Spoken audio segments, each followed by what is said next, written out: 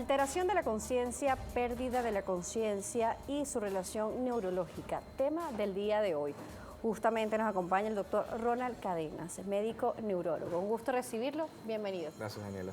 Gracias por acompañarnos el día de hoy. Gracias. Vamos a hablar sobre la pérdida de conciencia, porque las personas dirán, ¿será que me desmayo? ¿Será que no estoy presente? Pero vamos a ver realmente de qué se trata este término. Claro, lo primero que hay que saber es que en el cerebro existen estructuras que son las responsables de mantenerte en alerta y de mantener un nivel de conciencia lo mejor posible. Y esas estructuras están en la corteza cerebral, debajo de la corteza y en el tallo cerebral. Eso es básico para entender qué es lo que pasa cuando una persona tiene alteraciones en el nivel de conciencia.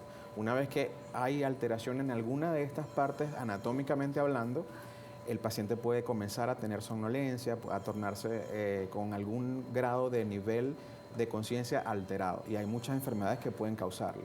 Dependiendo cómo se instaure y de qué manera, si es gradual, súbita, brusca o progresiva, nosotros los neurólogos estamos en capacidad de saber qué es lo que está ocurriendo y más o menos al nivel de dónde pudiera estar la lesión o la posible alteración estructural. Por supuesto. Vemos entonces la estructura cerebral que es bastante amplia, sí, realmente. Y además vemos o observamos cómo de repente hablar de conciencia podemos interpretarlo como no estar presente, pero exacto, realmente cómo se va manifestando estas pérdidas de conciencia. Ok, es muy importante lo que dijiste porque el nivel de conciencia comprende no solo estar con los ojos abiertos, sino que también implica que debes tener un conocimiento de tuyo con respecto al entorno, saber quién soy yo y qué estoy haciendo en el momento, dónde estoy ubicado, dónde estoy orientado y unos aspectos adicionales. ¿Cómo se va a manifestar? Depende del grado de alteración que exista en el sistema nervioso central. En el caso, por ejemplo, de las crisis epilépticas, es una manifestación súbita. El paciente puede o no tener alteraciones de la conciencia, es decir, está tranquilo y de repente su conciencia se altera y cae al piso, por ejemplo.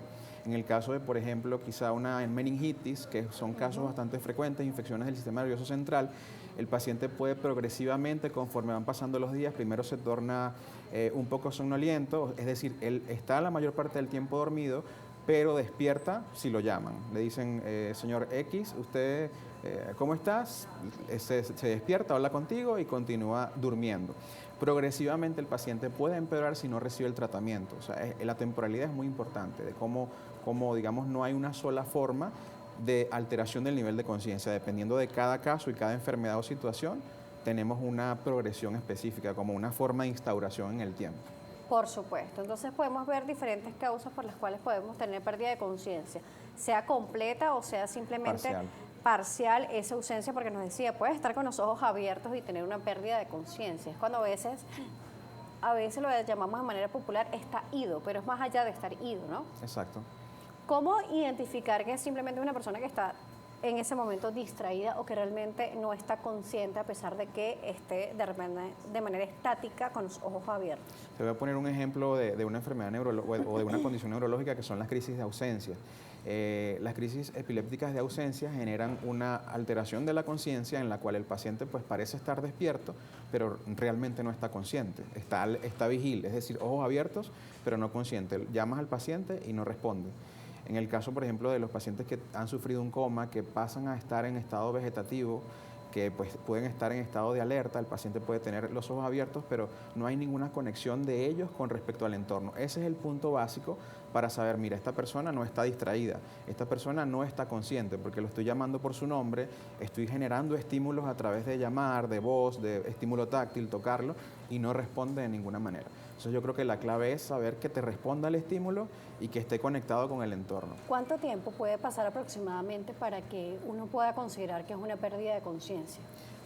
Como te dije, depende de qué es lo que ocurra a nivel cerebral, pero puede ser que en cuestiones de segundos, por una rotura de aneurisma, el paciente pierda la conciencia porque esta es una emergencia neurológica. En el caso del ácido hemorrágico por rotura de aneurisma, son lesiones vasculares que pueden romperse dependiendo de ciertos factores preexistentes y en cuestión de un minuto el paciente puede ya no estar consciente. Claro, y también ver la causa o motivo por el cual este paciente pueda tener algún tipo de pérdida de conciencia, porque puede ser esta en donde vemos al paciente despierto entre comillas, pero también aquellos que se pueden de repente desmayar de una forma muy rápida, lo que llaman el síncope vasovagal, Exacto, que además puede estar relacionado a algún tipo de problema arterial algún tipo de problema cardiovascular, y también hay que ver la relación si está en la parte neuronal o cardiovascular, siempre, ¿no? Siempre es importantísimo hacer un diagnóstico diferencial, que en medicina es establecer que pudieran existir otras posibilidades que están generando, no solo la parte del sistema nervioso central al estar alterada, como tú muy bien lo dices,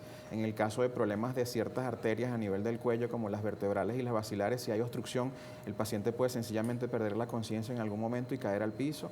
Es importante siempre la temporalidad y la edad. No es lo mismo un niño, por ejemplo, que pierda la conciencia a un adulto mayor, alguien de 79 años, por ejemplo, cuyos factores de riesgo, ver qué paciente tengo frente a mí.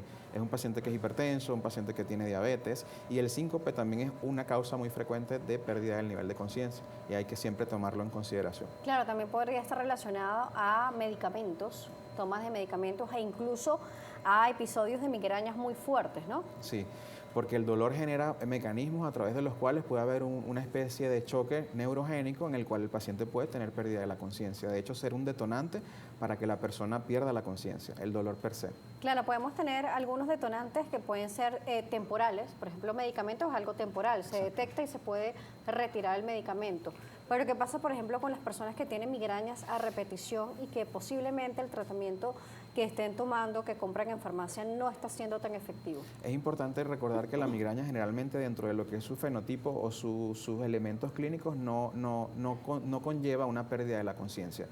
Puedes tener una condición que te predisponga a que puedas perder o alterar la conciencia por lo que te comentaba. Puede haber un síncope vasovagal o neuromediado que en un paciente con migraña y la intensidad del dolor genere que esa persona pueda perder la conciencia, pero no es habitual que una persona o un paciente tenga pérdida de la conciencia con migraña, es importante recordar. Y cuando se vuelve crónica o cuando es muy recurrente, lo más importante es que el paciente consulte y no se automedique.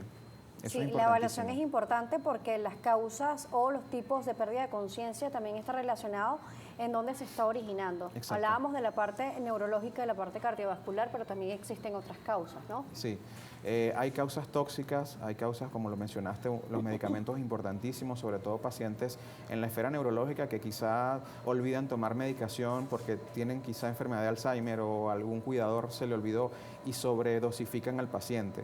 Tóxicos por consumo de sustancias ilícitas, traumatismos craneoencefálicos por pacientes que tuvieron accidentes o hechos viales. Por supuesto, esto también genera que el paciente pueda tener alteraciones del nivel de conciencia. Pacientes con diabetes que tengan un inadecuado control de sus niveles de glucemia pueden, por hipoglucemia o hiperglucemia, pues pueden también tener alteraciones del nivel de conciencia. Es muy curioso que en estos pacientes pues el nivel de conciencia se va alterando progresivamente, como te comentaba al principio. Paciente que poco a poco se va tornando somnoliento y si yo no corrijo la causa, es un paciente que puede llegar incluso a estar en coma. Qué grave puede ser esto y por eso es importante el monitoreo. Al regreso vamos a ver cuáles son los pasos a seguir, porque bien nos explica que en muchas oportunidades hay un cuidador allí en el medio y además muchas veces son personas de la tercera edad, aunque no es la regla. Vamos a ver con el doctor Ronald Cadenas, al regreso neurólogos, sobre esta pérdida de conciencia y además cómo se aborda. Si tiene preguntas o comentarios en redes sociales, @salud_gb, @DanielaJSalas. Volvemos.